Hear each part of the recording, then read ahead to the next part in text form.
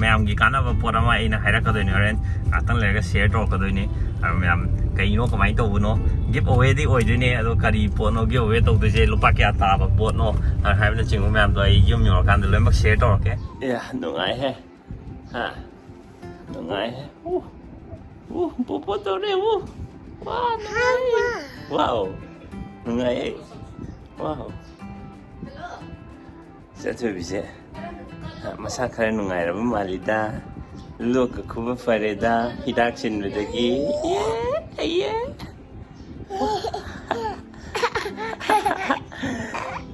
नाब फरेदा रणबीर सिंह की hair style यूं तौथलीजे अबे मैं हेयर स्टाइल यूं तो हुमांग थौबे ममाना कनोमदा कन फोकस तौर सानरी मा से प्रिजो तैयो लो से 이러저러 했다고 임카는 달래요. 그만 겨우니 와서 프리들 레이비지 농아이네 어제.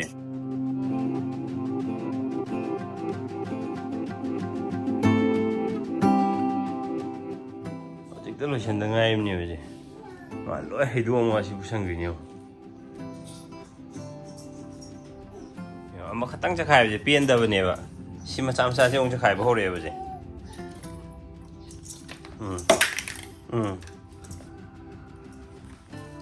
कई नंग खनबीरी जा खनबीरी कई नो अरे वो बहुत के लुचा खाए बदलो सोनो खनबीरी ये यो एबी रो तुझे एबी बदिए हाय दी नि सिदीरो सिदीरो उंदीरो मुख थोड़ा तरबा very good पांग लुए गोदाउन ओलन माइ सुना लुसलेदना से माइ थादोगदम सबना सादने थोले अबे मन तुमनबने हम होनाबिने दु तो हौद्रे सिमोय पुलिजर मन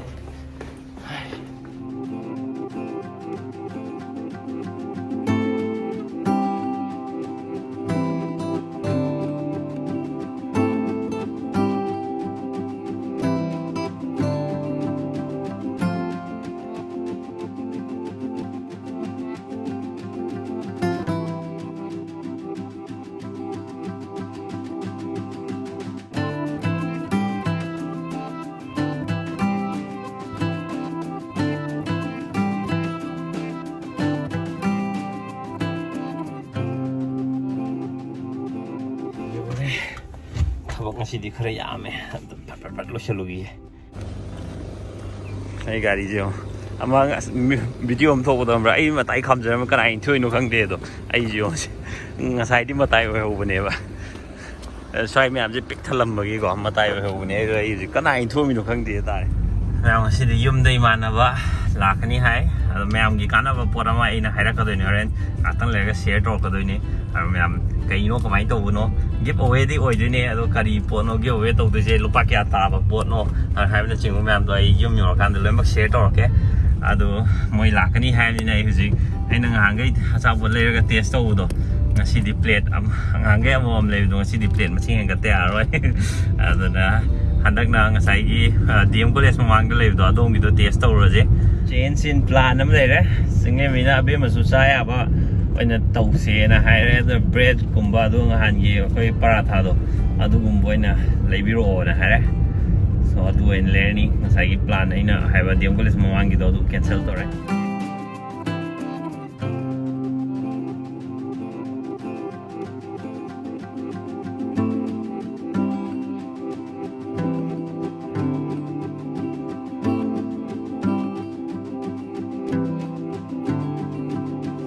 है बसीजे केला पराठा दो ब्रेड ngasi की ब्रेड लेब्रा कदाय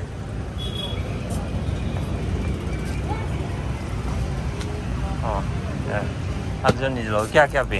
40 50 40 90 या साइगी केला पराठा का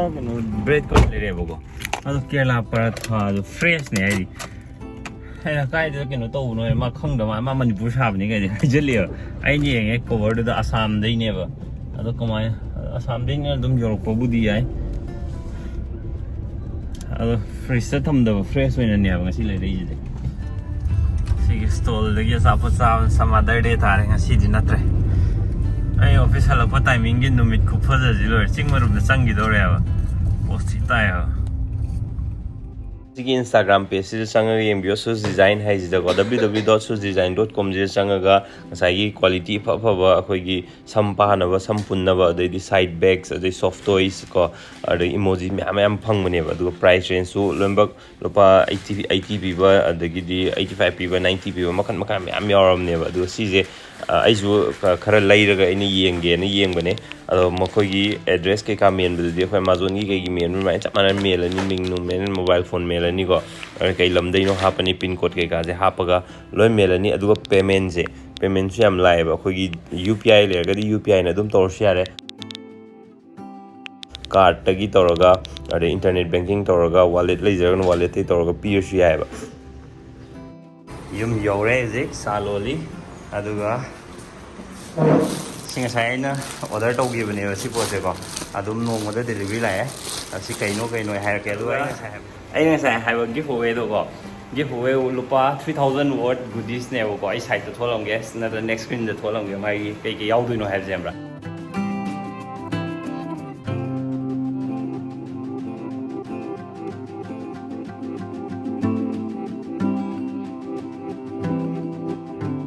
और मैं हजिकी गिव अवे से पार्टिसिपेट तौगे हैरगदी अइना मखादा डिस्क्रिप्शन दा हापिबा शूज डिजाइन की इंस्टाग्राम पेज से सिदे फर्स्ट फॉलो तौबिरो अदुगा अइना साई उतखिबो फोटो जे सिजे मोई इंस्टाग्राम पेज दे यावर लेरबने अदुदो अदोंगी स्टोरी दा शेयर तौरेदना अदुगा अदोंगी फ्रेंड अहुम टेक तौगदबा अदुगा साई शूज डिजाइन की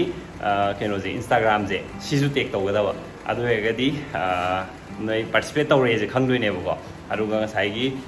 गिव अवेजना कम कान फंगनी हाइगंदा मे की डेट 1 दा मोई की पेज सिदा दुम रिजल्ट आउट ओइरानी अर मैम सोइना पार्टिसिपेट तौबिरो अदुगा 3000 वर्ड बुदिस से विन तौबगी चांस तुमा लो मैम गिव अवे सिदा पार्टिसिपेट तौबियो शूज डिजाइन पेज फॉलो तौबियो अदुगा विनर थैदा गिव अवे से पीदबा खौरांग हाइर लेजरे हाइलर को सिलेरे अदुगा सिदा येरुम होनबा सेम सा लोय लोरे सी साथरसी चाक थोंथरसी वर्कआउट तो सोजी तो चलसे यार तो मसक से समाइन होरे बाय लेवरे को उई मस चांग तो यें जे साइना मैम दा हाइबो इन ऑर्डर तौगिबा मैम दने सिजे अदो नोंबदा दुम डिलीवरी नेबा अदो सिगुम्बा प्रोडक्ट अदगी अतो अतोपा मैम यावगा 3000 वर्ड ओइबा गिफ्ट नेबा मोइना पीनी हाइजे मे डेट 1 दा मोइगी इंस्टाग्राम फॉलो तौरबा अदगी ngасai moina thagara photo do adudo share tawrba aduga imanaba hum take tawba aduma thangda shoes design sidi aise si shoes design ji zoom take tawgada mi mari ne ba khoina take tawduje ko aduga participate da sina side bag abemagi aina abema yalhanbe ani na ko hangtoro ne aina sidi leibane aduga side bag emoji design da side bag abema na shoes design gi Ông mà lôi, chiên nung nó ngoài bên ngoài chiên cái đó. Anh sốt cái mà sắc cái mà là cái mà đúng cái mà để vô mà cái lạc xuống đấy. Tại vì bây giờ nó chỉ cần là cái lấy chỉ cần nhiều thôi lấy. Cái này medium size, sang từ rồi. Chỉ là này post tao em nhoi gì. Hi, hi hi. Lão tu siêu mà nâng gì tu, tu. À mà thun đúng rồi đi bằng giờ gì.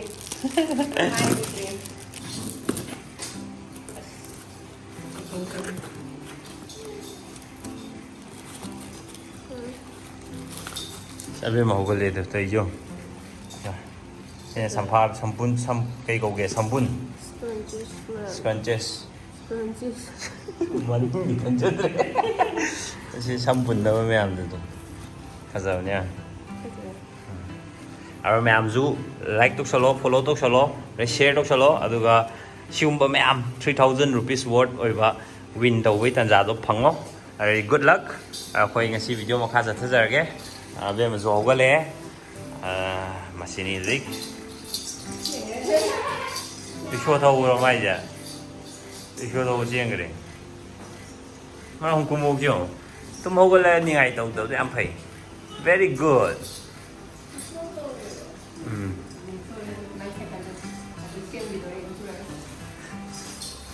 muôn lần trở lý ồ ồ wow siêu một tu abe mo ting tang say wow 와 퍼져 있는데 아씨ดูซานึ่งดำเนี่ย 도시다 아가 뭐 기다려래 시탐미 마성기 คนที่ทำมีเนี่ยแบบ 아시 아두동 탐마자더라 테크닉 좀 칸마칸니 만더 이제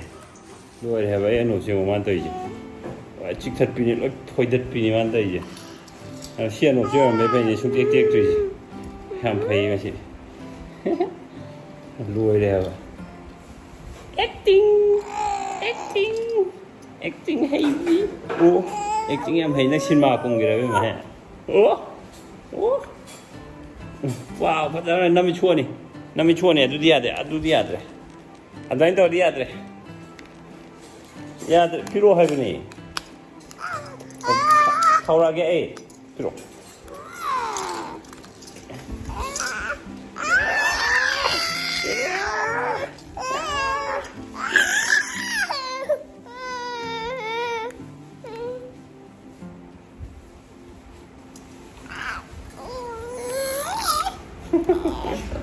지금 이제 이 좀 하면 이 짜드지 얘는 걸로 푸고 통고